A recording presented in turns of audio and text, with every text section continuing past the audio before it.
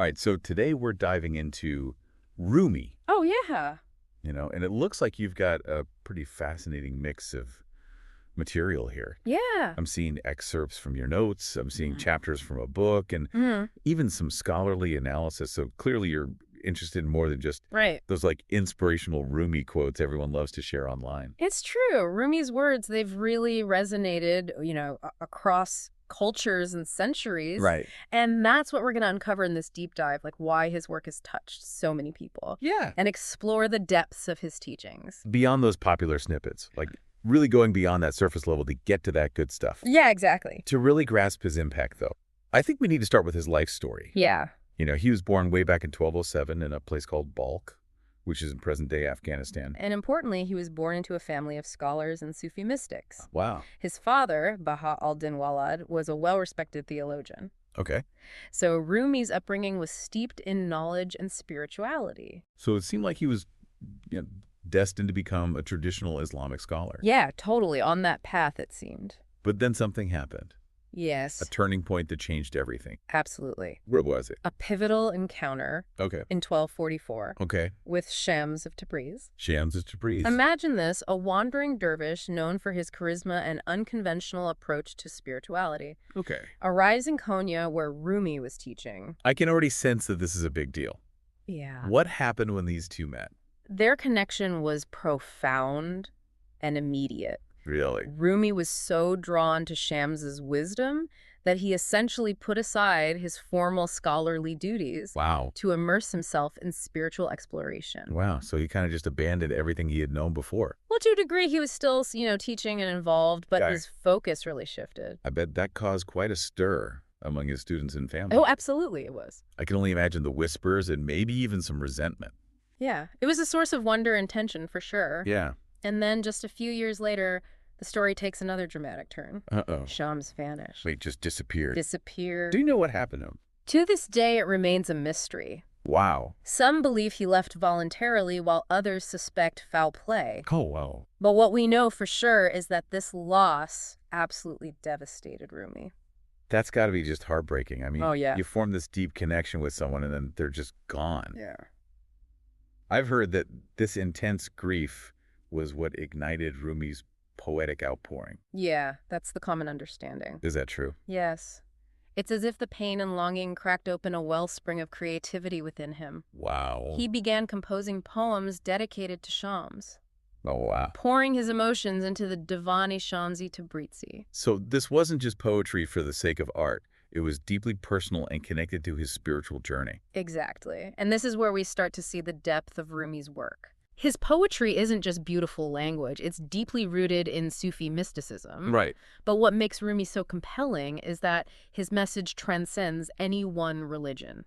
Okay. He touches on universal themes that resonate with people from all walks of life, Even today. even today. So we often hear that Rumi's poetry is all about love.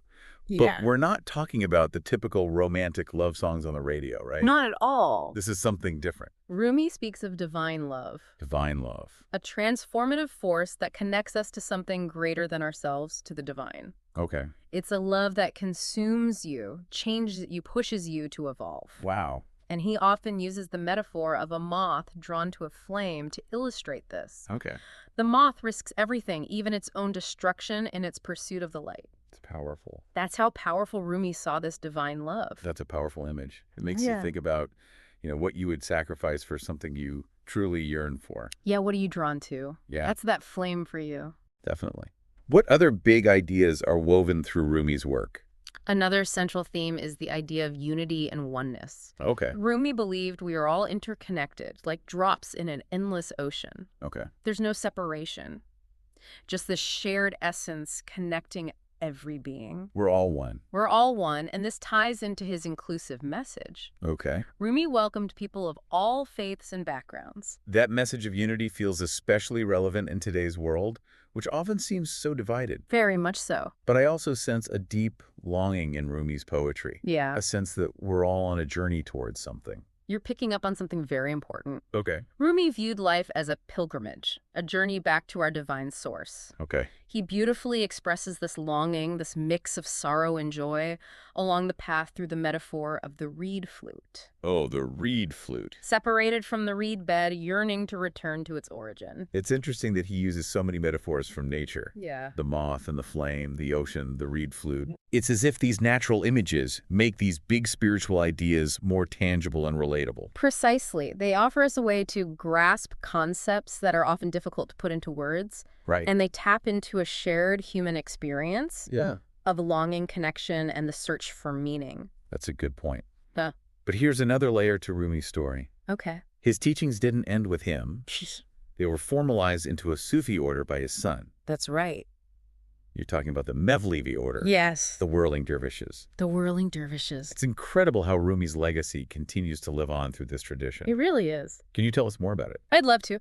So the Mevlevi order, right, with its iconic whirling dervishes, it really embodies Rumi's emphasis on love. Okay. Music and dance. You know, it's pathways to spiritual awakening. Wow. They took these profound ideas and they made them accessible to the heart, not just the intellect. Yeah. You know, it wasn't just about studying and thinking. It was about feeling and experiencing. So it's more than just a performance then. Absolutely. There's a deeper meaning behind those mesmerizing movements. Oh, yeah. What's the symbolism of the whirling? So the whirling, you know, known as sama, Okay. it represents the soul's ascent toward the divine. Okay. The dervishes receive blessings from above and then channel those blessings back to the world through the downward motion of their left hand. Oh, wow. So it's this beautiful dance between heaven and earth, Yeah. inner and outer, Right. receiving and giving. Imagine the impact of witnessing this centuries ago. Oh, I know. The music, the poetry, the movement, Yeah. all coming together to create this profound spiritual experience. It must have been incredible. It's like they were pioneers in incorporating these elements into spiritual practice long before they became more widespread, Yeah. even in Western traditions. It's quite remarkable. Rumi was truly ahead of his time, you know, Wow. breaking away from purely intellectual approaches to spirituality, Yeah. embracing these more embodied forms of expression. It's no wonder his legacy continues to resonate with so many today. Yeah, I agree. It really makes you wonder, how did Rumi's work travel across time and cultures to become one of the best-selling poets in the English language? Right. Over 800 years after his death. What's the secret to his enduring influence? Well, the path of his influence is a fascinating story within the Islamic world. The Mevlevi order played a crucial role in preserving and transmitting Rumi's teachings. Okay. And then starting in the 19th century, Okay. Western scholars and poets Okay. like Goethe and Emerson, Okay. they began encountering translations of his work. Oh, wow. They were captivated by his mystical insights and they incorporated them into their own writings, you know, introducing Rumi to a wider audience. So those early translations really planted the seeds for Rumi's global recognition. Exactly. And then in the 20th and 21st centuries, we see a surge in interest with more scholarly translations and adaptations like Coleman Barks' work, Yeah. you know, making his poetry even more accessible to a mass audience. Now, you see Rumi quoted everywhere. On social media, in movies, even by celebrities. Mm-hmm. What is it about his words that resonate so deeply across such diverse audiences?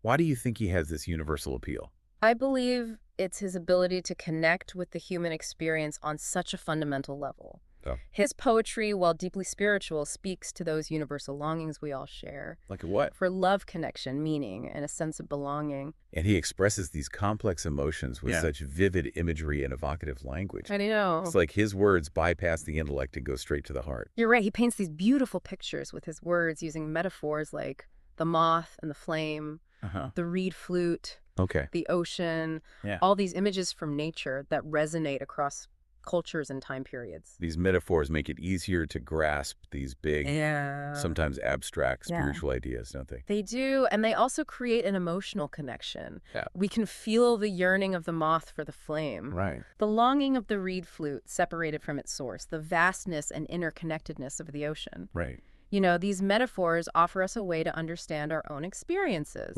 of longing separation and the search for unity. Rumi's work isn't just about beautiful poetry, is it? No. It feels more like a guide to navigating the challenges of being human. I think that's a great way to put it. And perhaps that's why his words hold such relevance for us today. Yeah. He speaks directly to the anxieties and yearnings of modern life. He does. For instance, his emphasis on love as a healing force feels especially potent in a world that can often feel divided and polarized. Very true. His teachings do seem to offer an antidote to the hatred and fear we see in the world. Yeah. But it can't just be about warm, fuzzy feelings, right? Yeah. How do we actually apply this idea of love as a healing force in our own lives? Well, Rumi's concept of love goes far beyond sentimentality.